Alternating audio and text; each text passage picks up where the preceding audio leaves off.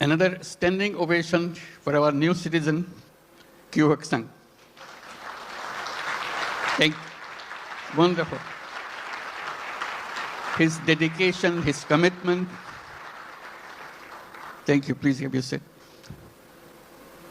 Just doesn't have any boundary.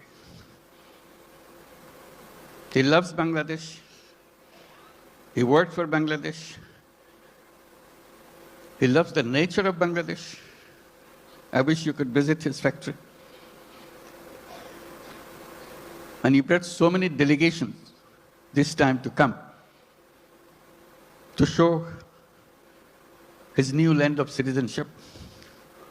Can the members of the Korean delegation please stand up so that we can give you applause? Yes, indeed. Thank you. Thank you so much. It's wonderful. Yeah. Fantastic.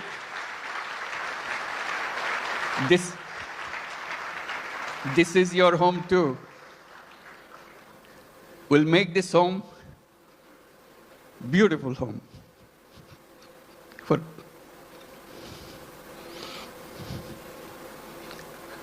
seeing them today,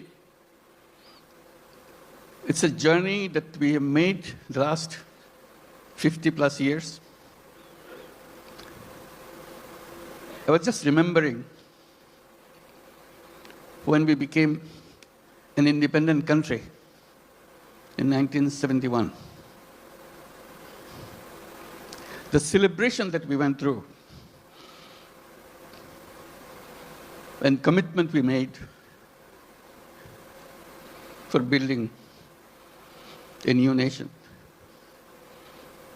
Despite sacrifices of lives for achieving that independence, we rejoiced. We are free. That was 1971. Then came 1974.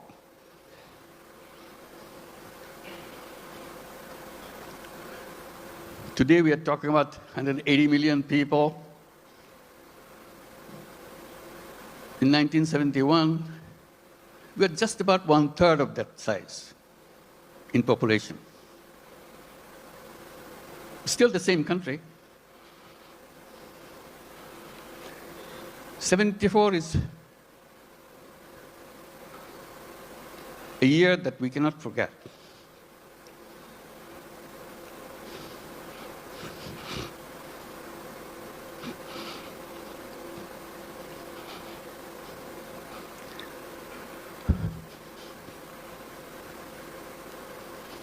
Sorry.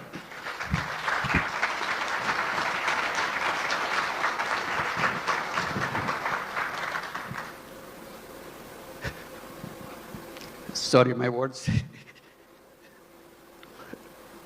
I cannot bring my word.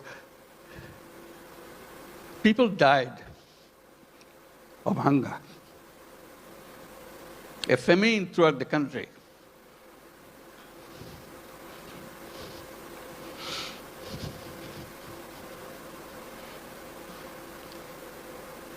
One and a half million people died.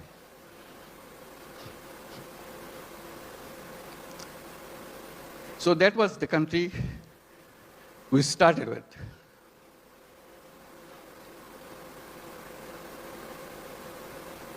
We used to grow one crop.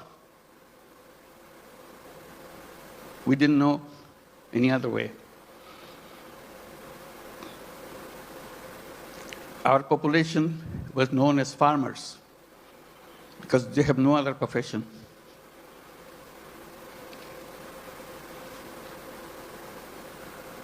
And of them, 3/4 of the population were landless farmers. They had no land. They used to lease in a tiny bit of land from the people who had little bit of land to make a living by one crop. If you heard the word dirt poor,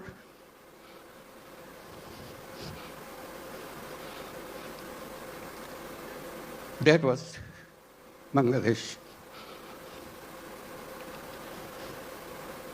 Very difficult life. So if you take that journey from 1974 to 2025,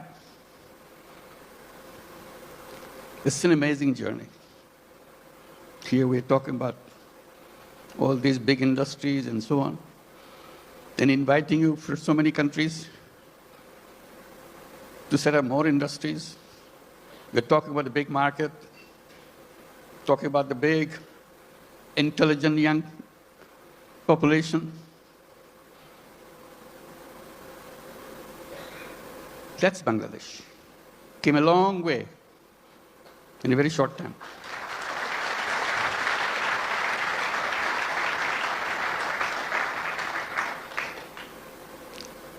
In that famine-ridden country,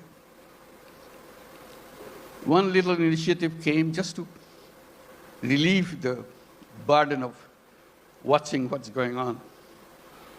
To help people to lend money, tiny little money, $2, $3, so that they can start a business, focusing particularly, specifically on women. They are the most destitute of all. That became known as microcredit.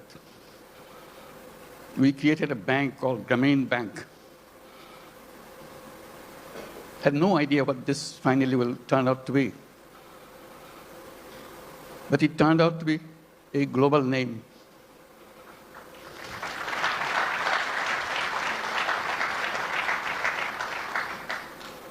Because no matter which country you are, you have little Bangladesh of 1974 inside of you. You don't recognize it. You hide it by giving public money to them. So I always raise the voice. Giving public money to poor people is no solution at all. Solution is creating the structure, framework, will unleash the energy of the people. And microcredit was just a small effort of that.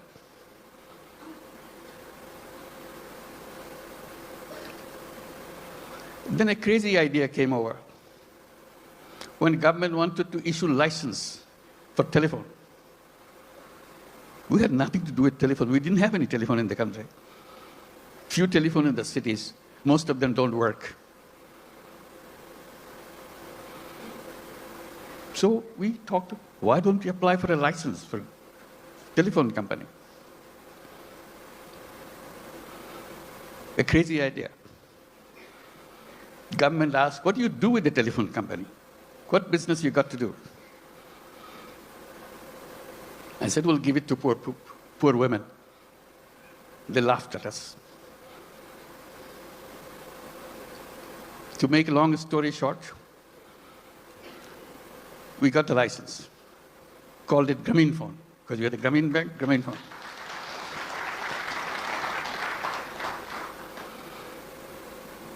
Nobody wants to partner with us, because we have no knowledge, nothing. Because Bangladesh is no place for mobile phone. There's no market for mobile phone. Who wants to be partner? So we knock at every door, international doors. Nobody wants to partner.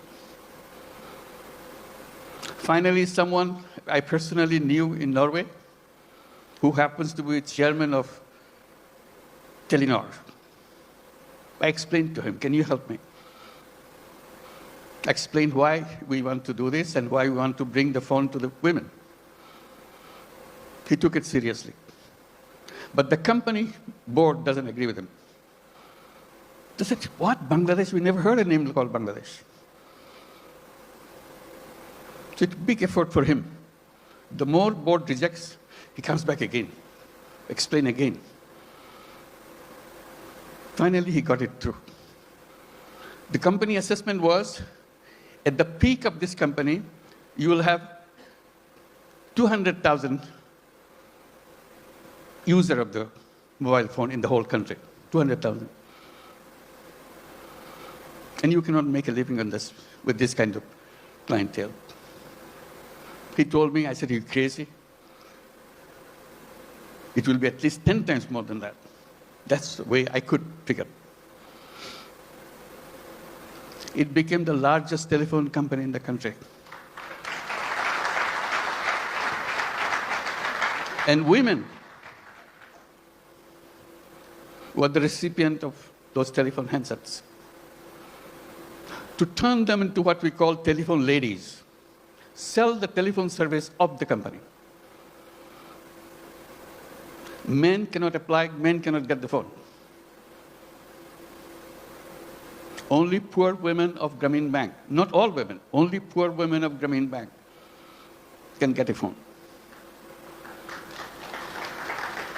Totally illiterate, has nothing to do, doesn't even know what a phone is.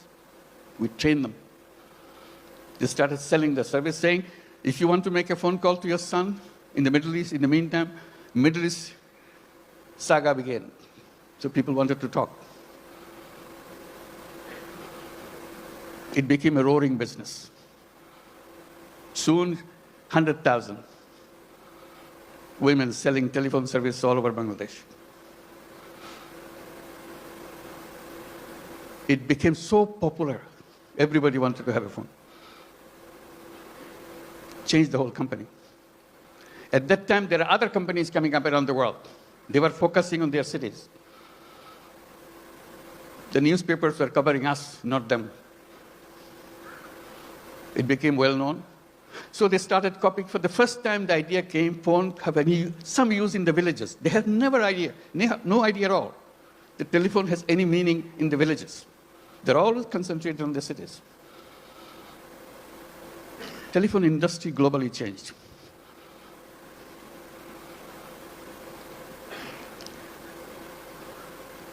I'm narrating this story a little bit because Bangladesh is a country with crazy ideas to change the world, make things happen.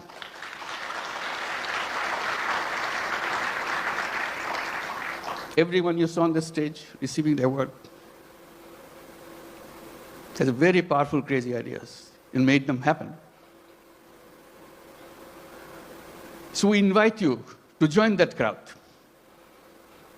Not only change Bangladesh by your business, change the world.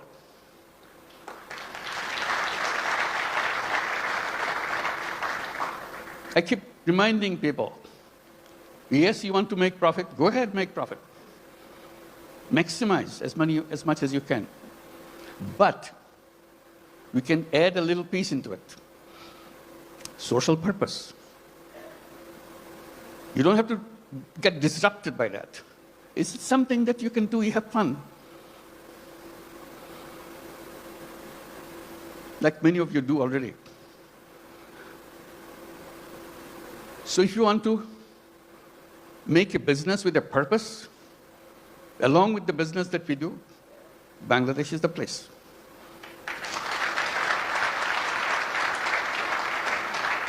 You will not know what your business will be like. Why the whole world is following you. Why suddenly you look back, how did it happen? Bangladesh makes it happen.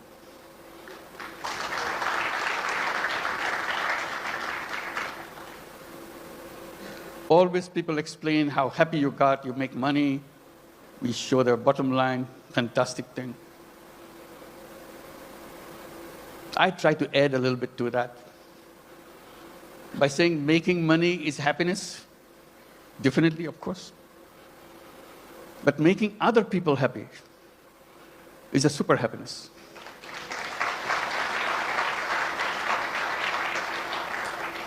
If you have business in Bangladesh, you'll have both happiness and super happiness. That you get extra with no cost. You'll be proud of what you have done. Like the people who stood here felt that.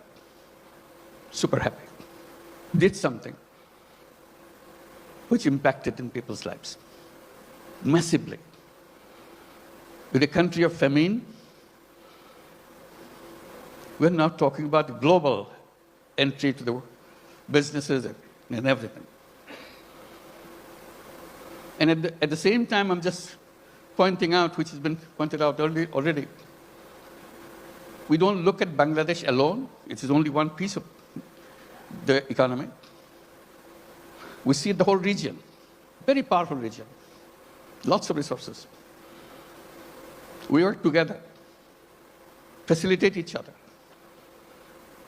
It's not the business to grab everything out of you. It's a competition. You grab things. We twist a little bit. You earn money, but earning money together, changing the life of the people together, is a fun, is something that immeasurable. And each of your company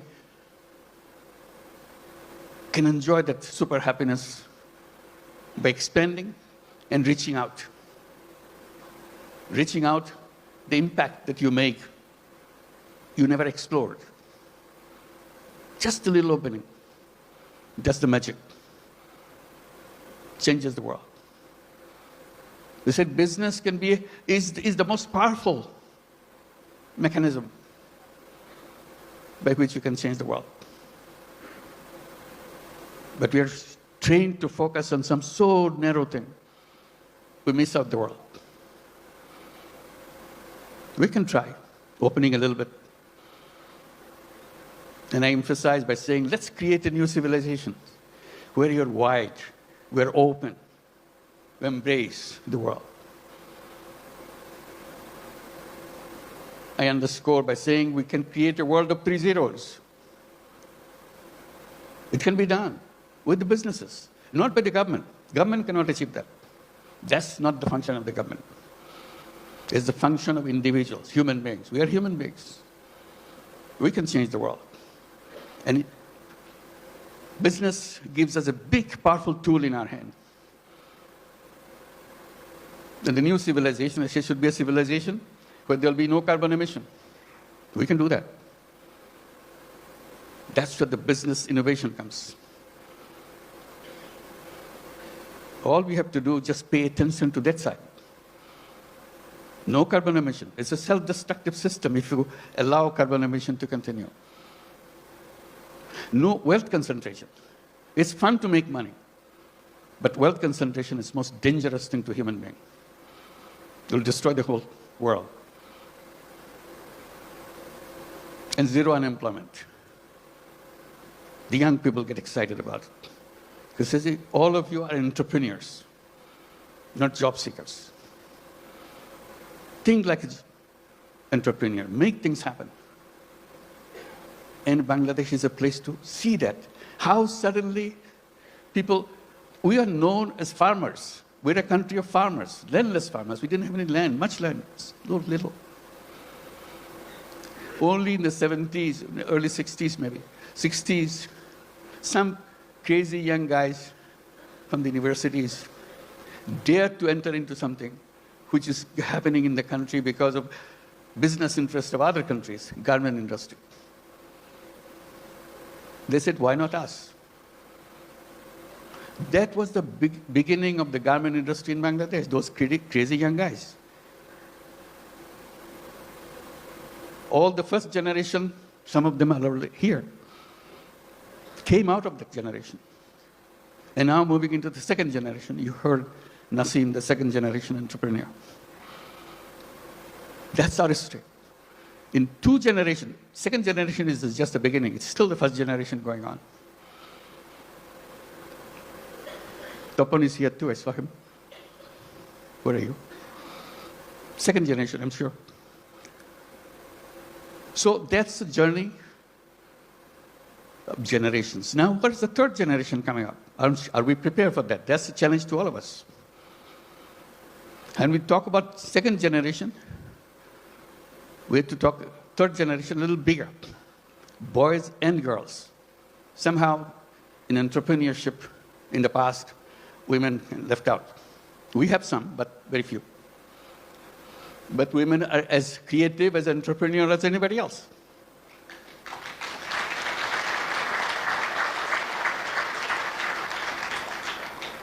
Together, those young generation will change the world. They have the technology, they have the creativity, innovativeness, and problem-solving ideas. We don't have to look at the problem the same old way that we did 50 years back, waiting for the government to do something. We people can do that. That's a chance. So today it makes me very happy that we can gather together, and talk about creating that world. It's not just business in a limited idea, which is good, but you can have another space remains unutilized. Let's use this too. And Bangladesh, the business in Bangladesh is not only for Bangladesh, that's the point. It could be for the whole world. Who ever thought that microcredit, which started in a tiny little village, now would be a prime business in the United States, in America?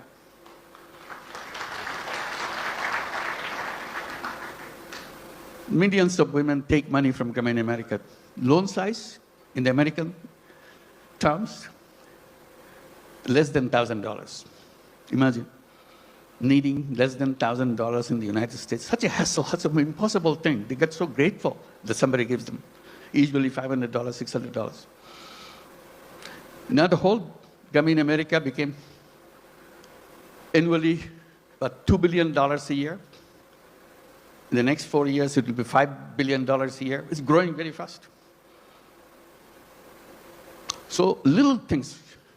In that sense, Bangladesh ground is very fertile.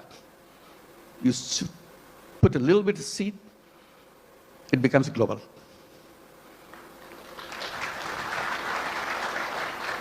I wish I could tell all the stories that happen in Bangladesh, but I get very tempted, but they're all here. Talk to them, find out. And we welcome you to join us with that mission, creating a new world for the whole world. Thank you very much.